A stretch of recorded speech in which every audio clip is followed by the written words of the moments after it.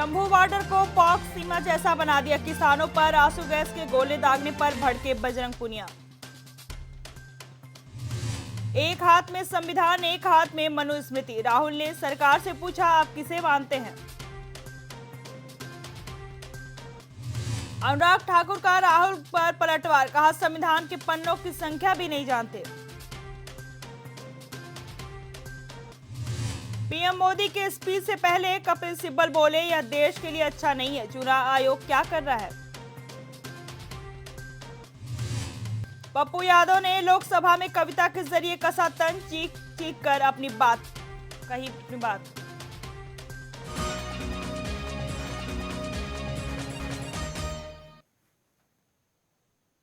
नमस्कार, मैं जया, आप देख रहे हैं इंडिया वॉच। रुक करते हैं देश की बड़ी खबरों की तरफ। संभल में 46 साल बाद मिला शिव मंदिर, मस्जिद के बाहर कुआं। यूपी पुलिस हैरान, उत्तर प्रदेश के संभल में एक मंदिर फिर से खोला गया, जहां न्यूज एजेंसी के अनुसार नगर हिंदू सभा के संरक्षक विष्णु शरण रस्तोगी का दावा है कि 1978 के बाद मंदिर को फिर से खोला गया है। संभल सीओ अनुज कुमार चौधरी ने हमें सूचना मिली थी कि इलाके में एक मंदिर का अतिक्रमण किया जा रहा है। जब हमें मौके पर निरीक्षण किया तो हमें वहां एक मंदिर मिला। संभल डीएम एसपी ने 46 साल से बंद पड़े भगवान शिव के मंदिर को खुलवाया है। मीडिया रिपोर्ट्स के अनुसार अवैध अतिक्रमण और बिजली चोरी के खिलाफ छापेमारी के दौरान यह मंदिर नजर आया। एडिशनल श्री चंद्र ने जांच के दौरान पता चला कि कुछ लोगों ने मंदिर पर मकान बना लिया है। मंदिर को साफ किया जा चुका है। मंदिर पर अतिक्रमण करने वालों के खिलाफ कार्रवाई की जाएगी। मंदिर के अंदर भगवान शिव और हनुमान की मूर्तियां हैं।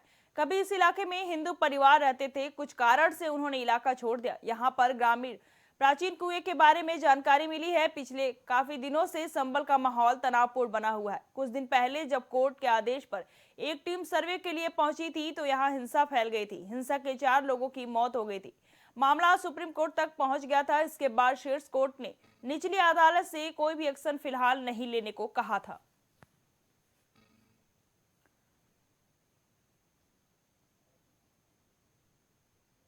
असदुद्दीन ओवैसी ने केंद्र सरकार पर साधा निशाना। सुनिए क्या क्या कहा। संसद में एआईएम के सांसद असदुद्दीन ओवैसी ने कहा अनुच्छेद 26 में पढ़े और धार्मिक संप्रदायों को धार्मिक और धर्मार्थ उद्देश्यों के लिए संस्था स्थापित करने और बनाए रखने का अधिकार देता है। प्रधानमंत्री कहते हैं कि वक्फ का संविधान से कोई लेना देना नहीं है। प्रधानमंत्री को कौन पढ़ रहा है, उन्हें अनुच्छेद 26 पढ़वाए। लक्ष्य वक्फ संपत्तियों को छीनना है। आप इसे अपनी ताकत के आधार पर छीनना चाहते हैं। The Advisory Committee on Fundamental Rights and Minorities, I quote, sir, unfortunately for the minorities in India, Indian nationalism has developed a new doctrine which may be called the divine right of the majority to rule the minorities according to the wishes of the majority.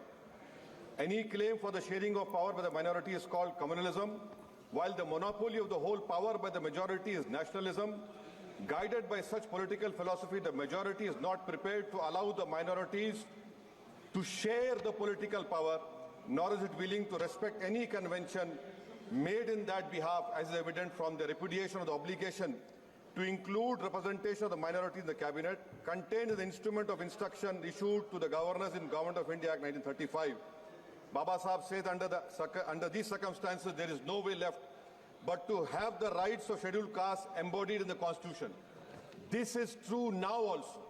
I will prove it, sir. In what Baba Sahib said 75 years ago was absolutely right. No one wants the minorities to share power. I'll give you an example, sir. In this August House 75 years ago, when Maulana Azad stood up and said that what safeguards the Muslims have before the partition, those safeguards should be given to the Muslims. That was political representation, reservation. You know what Sardar Patel instructed Mr. Abid Hussain and Begum Ezaz Rasool to censure Maulana Azad. And Maulana Azad felt claustrophobic. And Maulana Azad said that this Constituent Assembly has become a new prison for me.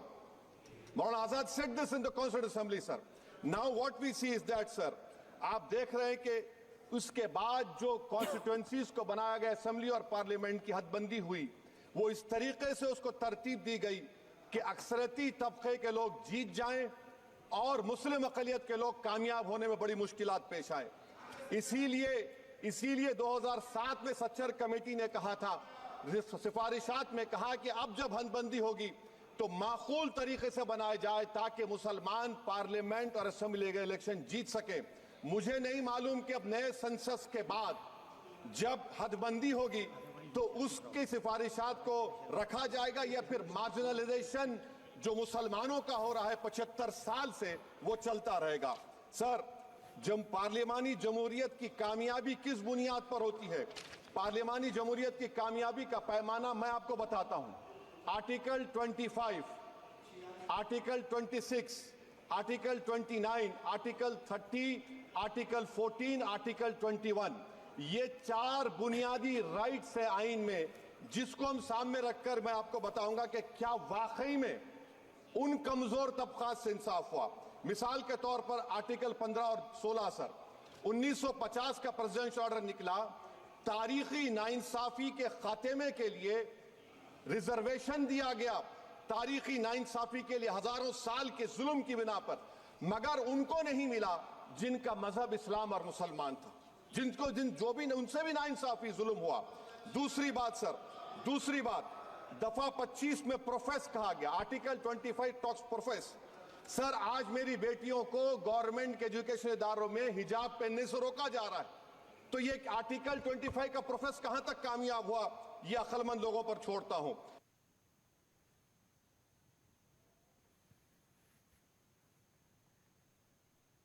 Ghaziabad के इंदापुरम में झुग्गियों में लगी आग, cylinder में blast होने से लगी आग, सामान जलकर राख। गाजियाबाद की थाना इंदापुरम स्थित कनवानी इलाके में झुग्गियों में आग लग गया।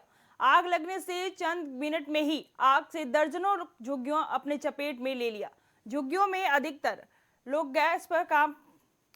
लोग काम पर गए हुए थे। आग लगते ही अफरा तफरी का माहौल बन गया। लोग अपने बच्चों को लेकर बाहर की तरफ भागने लगे। आग लगने के कारण झुग्गियों में रखे कई गैस सिलेंडरों में भी ब्लास्ट हुआ।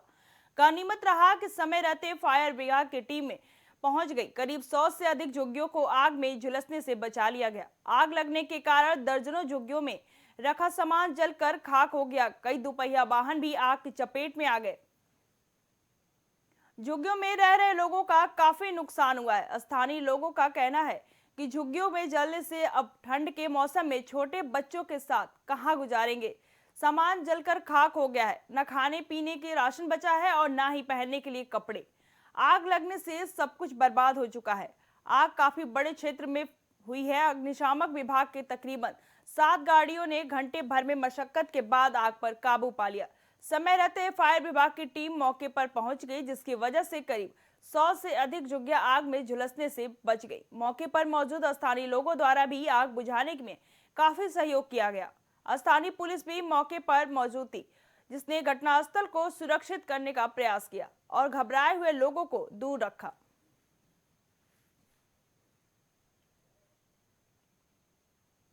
पुलिस ने मुझे डंडा मारा था, उत्कर्ष शर्मा ने किया प्रमोशन। नाना पाटेकर के बताए किस्से। नाना पाटेकर उत्कर्ष शर्मा के सिमरत कौर रांधवा स्टारर फिल्म वनवास 20 दिसंबर को पर्दे पर रिलीज होने वाली है। फिल्म के प्रमोशन के लिए कास्ट वाराणसी पहुंची। यहां उत्कर्ष शर्मा ने जहां फिल्म को प्रमोट किया, वहीं नाना पाटेकर ने मीडिया के सामने कई किस्सों का जिक्र किया। तो मुझे फिल्म करने का मतलब नहीं है। मेरे पास एक माध्यम है जिसके जरिए जो ये समाज की विसंगति है उसको उजागर नहीं करेंगे तो क्या फायदा, तो वो करने की कोशिश करते हैं। ये सब्जेक्ट भी वैसा है। 20 तारीख को जब रिलीज होगी दिसंबर को, आप देखिए, ये इतना अहम प्रॉब्लम है हर घर का, और फिर वो रिलेट करने के बाद आपके जहन में आएगा नहीं यार ये गलती लगातार हम करते रहे, मालूम होने के बावजूद हमने कहीं वो सुधार नहीं लाया उसमें। और जैसे मैंने कि पहले कहा कि हमारे लिए भगवान हमारे माँ बाप हैं, इसके लिए मुझे मंदिर जाने की ज़रूरत बहुत कम पड़ती है, ना के बराबर, ताकि घर में ही 2 भगवान हैं तो जाने की क्या ज़रूरत है नहीं। और वही इस फिल्म के ज़रिए कहने की कोशिश की है। जो हमारे जो रिश्ते जो थे ना पहले, जिस तरीके से हम एक दूसरे से जुड़े थे, वो कहीं ऐसे थोड़ा सा कम होते जा रहा है, हम बहुत ही संकुचित मनोवृत्ति के होने लगे हैं।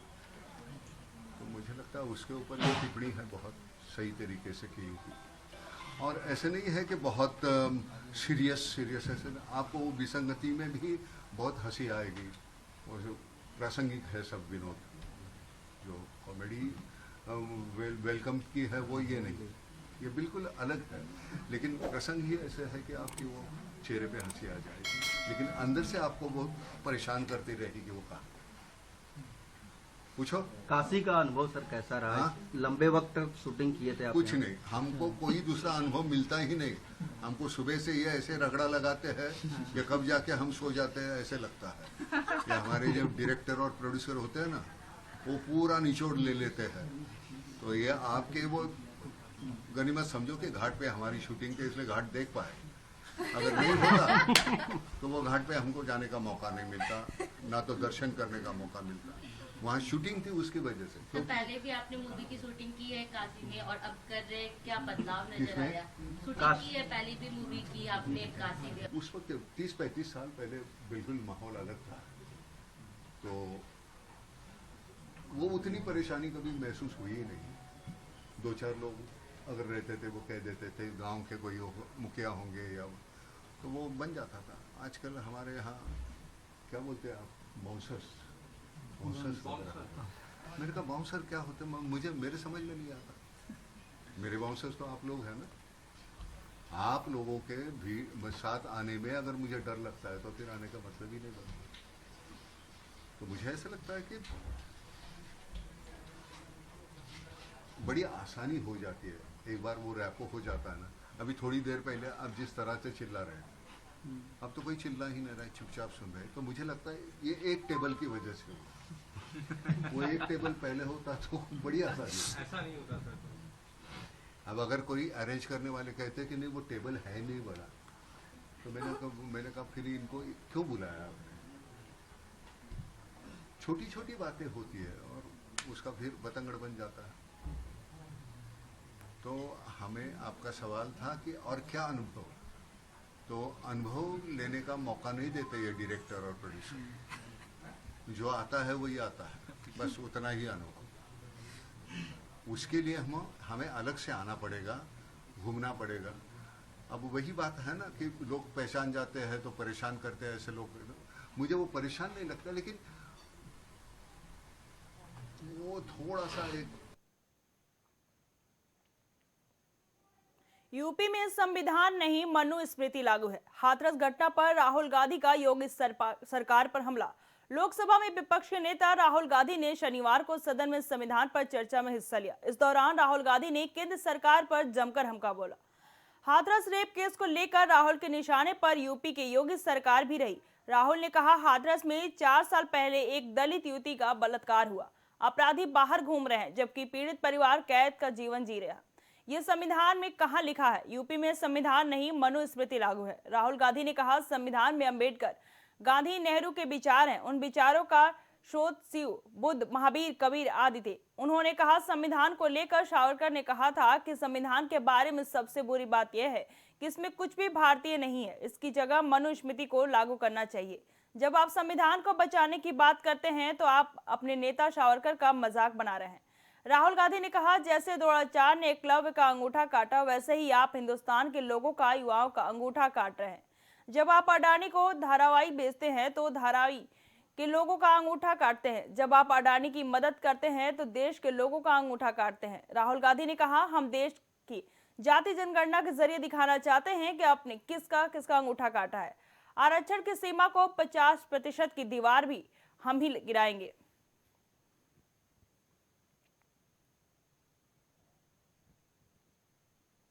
झांसी जेल के जेलर पर हिस्ट्री शीटर के बेटों के किया हमला। आरोपियों की तलाश में जुटी पुलिस। उत्तर प्रदेश में झांसी जिला के जेल के जेलर पर शनिवार 14 दिसंबर को दोपहर में नवाबाद के थाना क्षेत्र में कार सवार हमलावरों ने लाठी डंडों से हमला कर दिया। इस हादसे में वह गंभीर रूप से घायल हो गए। पुलिस ने बताया कि उन्हें इलाज के लिए जिला अस्पताल में भर्ती कराया गया है। मिली जानकारी के मुताबिक घटना के समय जेलर कस्तूरी लाल गुप्ता ट्रेनिंग के लिए हैदराबाद जा रहे थे। इस दौरान उनके साथ एक सिपाही भी था। इस हमले में जेलर को बचाते हुए सिपाही को भी हल्की चोटें आई हैं। हमला करने वाले बदमाश भी 4 पहिया वाहन से मौके पर पहुंचे थे।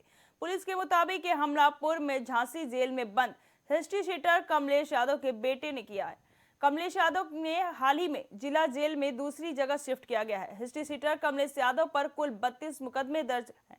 झांसी जिले के नवाबाद थाने में प्रभारी दीपेंद्र कुमार सिंह मीडिया को बताया कि शनिवार दोपहर करीब 12:30 बजे झांसी जेल के जेलर कस्तूरी लाल गुप्ता अपनी निजी कार से जा रहे थे, तभी कुछ हमलावरों ने उन्हें रोककर कार से बाहर खींच लिया। इस दौरान उन्होंने जेलर और उनके कार चालक को लाठी डंडों से पीट दिया।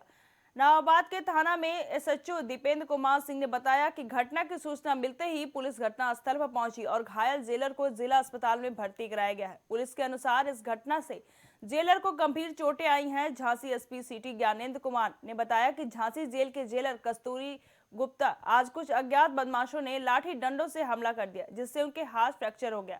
उन्होंने बताया कि जेलर का इलाज जिला अस्पताल में चल रहा है।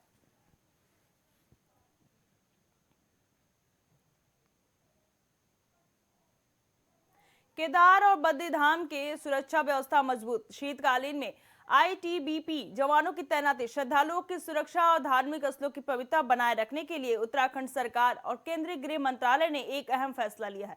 शीतकालीन के दौरान केदार धाम और बद्रीधाम के सुरक्षा के मद्देनजर भारतीय तिब्बत सीमा पुलिस ने जवानों की तैनाती कर दी है। दोनों धामों में एक प्लाटून के जवान सुरक्षा की जिम्मेदारी संभालेंगे। इसके अतिरिक्त पुलिस प्रशासन और श्री बद्रीधाम केदार धाम मंदिर के समिति बीकेटीसी के कर्मचारी भी मंदिर की सुरक्षा सुनिश्चित करेंगे। वर्ष 2022 में केदार धाम के गर्भगृह में सोने की परतें चढ़ाए जाने के बाद मंदिर की सुरक्षा को लेकर चिंताएं बढ़ गई थी। उस दौरान भी श्री बद्रीधाम केदार धाम मंदिर समिति के अध्यक्ष अजेंद्र जैन ने केंद्रीय गृह मंत्रालय को पत्र लिखकर शीतकालीन में धामों की सुरक्षा के लिए आईटीबीपी की तैनाती की मांग की थी। इस अनुरोध को गंभीरता से लेते हुए केंद्रीय गृह मंत्रालय ने आदेश जारी कर दिया है। इसके तहत हर वर्ष कपाट बंद होने के बाद दोनों धामों में आईटीबीपी के जवान तैनात किए जाएंगे। केदार धाम और बद्रीधाम के कपाट शीतकालीन के लिए बंद कर दिए जाते हैं। इसके बाद ये दोनों धाम पूरी तरह बर्फ की सफेद चादर से ढक जाते हैं और मंदिरों में किसी भी प्रकार की गतिविधि नहीं होती है। लेकिन धार्मिक और सांस्कृतिक धरोहर की सुरक्षा अत्यंत महत्वपूर्ण है। मंदिर समिति और सरकार का मानना है कि इन स्थलों को किसी भी तरह से क्षति से बचाना है और उनकी पवित्रता को बनाए रखना है सर्वोच्च प्राथमिकता है। आईटीबीपी के तैनाती से दोनों मंदिरों की सुरक्षा व्यवस्था बेहद सख्त हो गई है। आईटीबीपी के जवान अत्याधुनिक हथियारों से सुरक्षा उपकरणों के साथ तैनात रहते हैं। उनका मुख्य उद्देश्य मंदिर की सुरक्षा के साथ साथ किसी भी अप्रिय घटना को रोकना है। श्री बद्रीनाथ केदारनाथ मंदिर समिति के कर्मचारी भी शीतकालीन में मंदिर की सुरक्षा में महत्वपूर्ण भूमिका निभाते हैं। इनके अलावा स्थानीय पुलिस भी तैनात की गई है, जो आईटीबीपी के जवानों के साथ मिलकर धामों की सुरक्षा सुनिश्चित करेगी।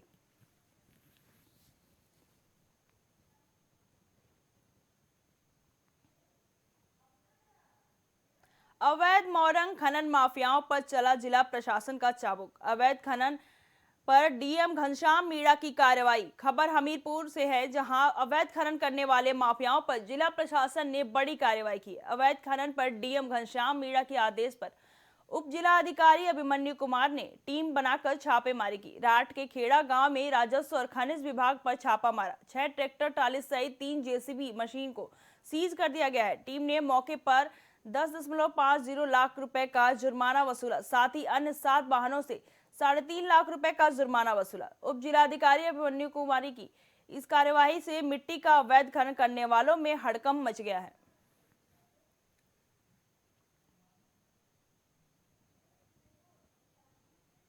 गुलाबी गैंग के संगठन सचिव पर महिलाओं का लगाया बड़ा आरोप। महिलाओं ने लगाया दुष्कर्म करने का आरोप।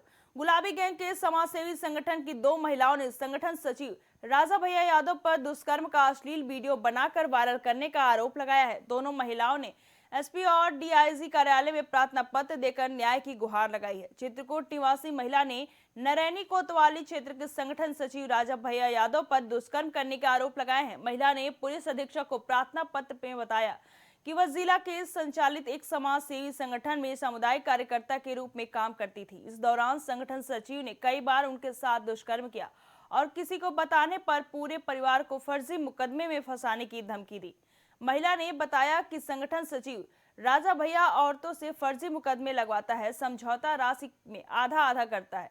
महिला ने बताया कि वह अब तक आधा दर्जन से ज्यादा महिलाओं का दुरुपयोग कर चुका है। राजा भैया यादव लोगों पर फर्जी मुकदमे लगाने का दबाव बनाकर वसूली करता है और करवाता है। उन्होंने कहा कि वह समूह की महिलाओं के साथ भी दुष्कर्म कर चुका है और उनका अश्लील वीडियो बनाकर ब्लैकमेल करता है। अगर महिलाएं इसका विरोध करती हैं तो वह उनके काम से निकाल देता है और फिर ब्लैकमेल करता है। दोनों महिलाओं ने संगठन के पदाधिकारी के खिलाफ शिकायत करते हुए एफआईआर दर्ज कराने की मांग की है। दूसरी महिला गुलाबी गैंग की जिला अध्यक्ष ने उसे महिला उड़ीसा ले जाकर दुष्कर्म करने का आरोप लगाया है। दोनों महिलाओं ने पुलिस अधीक्षक से पूरे प्रकरण की जांच कराकर रिपोर्ट दर्ज कराने की मांग की है। पूरा मामला नरैनी थाना क्षेत्र का है। से आई हैं, जी हम नरैनी थाना क्षेत्र से आए। क्या मामला है और यहाँ पुलिस अधीक्षक कार्यालय क्यों आना पड़ा आपको? सर जो राजा भैया डायरेक्टर अतर्रा के हैं विद्याधाम समिति के, हाँ। तो वो हम लोगों को इतना प्रताड़ित कर रखा है कि अब हम कह नहीं सकते हैं। जब हमारी शुरुआती हुई थी 2020 में, हमें ये सब मामला उनके विद्याधाम समिति का पता नहीं था कि कितना फर्जी केस हो रहा है। लेकिन जब वहाँ पे नए नए डोनर आते रहे तो ये हमें ही जब 2 दिन का मतलब मीटिंग होती रही तो ये अक्सर मुझे हमेशा रोका करता रहा। लेकिन मुझे ये पता नहीं था कि मेरे साथ ये क्या करने वाला है। जब वो डोनर आते रहे तो उनका बिस्तर लगाना, उनके कमरे में दूध लेके जाना, उनको खाना देना, ये सब करवाता रहा। इसके बाद जब सारा मतलब सब लोग 12 बजे के बाद सो जाते रहे तो ये फिर हमारी खबर लेता रहा। जब जिस कमरे में हम सोते रहे पहले इधर उधर देखता रहा, फिर आके हमारे साथ सिटकी खोल के हमारे बिस्तर में लेटना, हमें जो है तक कपड़े उतारना, हमारे साथ बलात्कार करना, ये सब हमारे साथ करते चला रहा था। कितने दिनों से ये कर रहा था बराबर? ये जो है तो 2020 से शुरुआत में जैसे मैं आई थी वैसे ही मेरे साथ कर रहा था। कितनी बार दुष्कर्म हो चुका है अब तक? ये जो है तो 2-4 बार हो चुका। जैसे मतलब नाइट में रुकती रही वैसे मेरे साथ होता रहा। लेकिन इतना दबाव बना के रखा था कि तुम किसी से कहना भी नहीं। अच्छा ये बताइए, आपने एक और मुकदमा दर्ज किया था फर्जी आशीष सागर के ऊपर। जी जी जी। तो उसमें वो तो झूठा निकला। हाँ वो झूठा तो निकला। क्या कारण है कि ये भी सच्चा हो? नहीं नहीं हाँ, इसलिए आप एक मुकदमा वैसे भी फर्जी लगा जी चुकी जी हैं। फर्जी मैंने लगाया था। हाँ। लेकिन मैं इसी के दबाव में आके लगाया था। अच्छा जी जी, क्योंकि एप्लीकेशन ये खुद स्वयं से लिखा था और 3 दिन एप्लीकेशन लिखा पड़ा रह गया।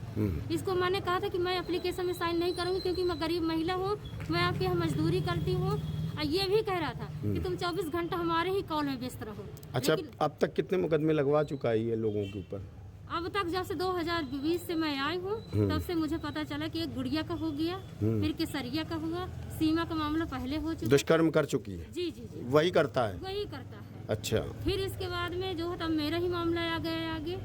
तो ऐसे कर कर और फर्जी मुकदमे कितने लोगों के ऊपर लगाया है इसने? ये सब फर्जी है, ओरिजिनल कुछ भी नहीं है मेरी समझ में। अच्छा जी से आई हैं, क्या मामला है? जी मैं अतर्रा से आई हूँ हाँ। और अतर्रा थाना लगता है। हाँ। मामला ये है कि राजा भैया यादव विद्याधाम समिति का डायरेक्टर, मैं पिछले 5 सालों से वहाँ पर काम करती थी। 2019 से मैंने वहाँ काम किया 2023 तक, मार्च 2023 तक काम किया मैंने वहाँ पर। और वो मेरे साथ लगातार शोषण करता रहा। मैं वहाँ कई बार कोशिश की कि यहाँ से निकलूँ, लेकिन नहीं निकल पा रही थी।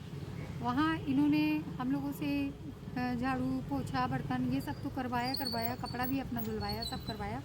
और उसके बाद जब मैं अभी उड़ीसा गई, उसकी मेरे ऊपर बुरी नज़र थी।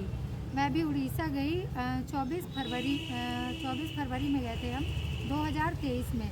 तो वहाँ जब मैं गई, वहाँ पर अंधेरी की एक तो वो थी मतलब अंधेरी की एक तो मीटिंग थी वहाँ पर, मतलब अंधेरी वालों को सबको प्रेजेंटेशन करना था।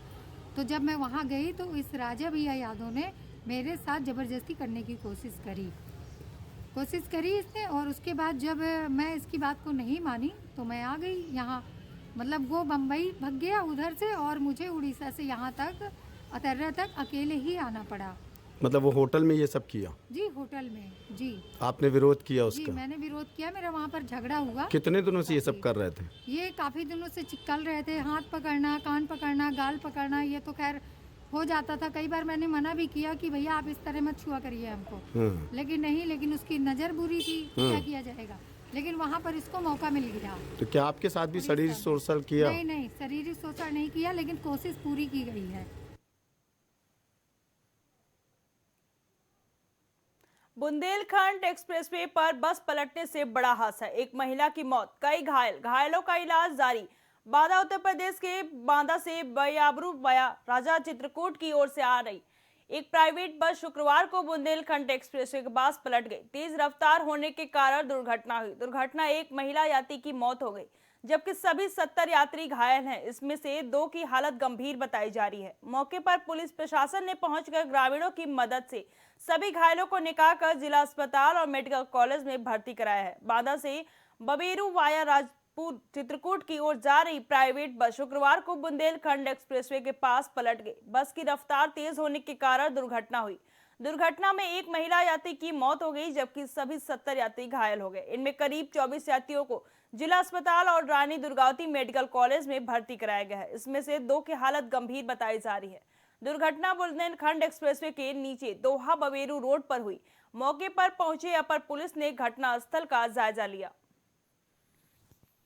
जनपद बांदा थाना कोतवाली देहात क्षेत्र अंतर्गत बांदा से बबेरू राजापुर जाने वाली बस ये बुंदेलखंड एक्सप्रेसवे की क्रॉसिंग के पास दुर्घटनाग्रस्त हो गई है। जो प्रत्यक्षदर्शियों के अनुसार गाड़ी तेज गति से जा रही थी और पूरी तरह से पलट गई है। अगल बगल के ग्रामीणों ने जो है बस से जो है घायल यात्रियों को निकाला। पुलिस को सूचना दी, पुलिस भी मौके पर पहुंची है।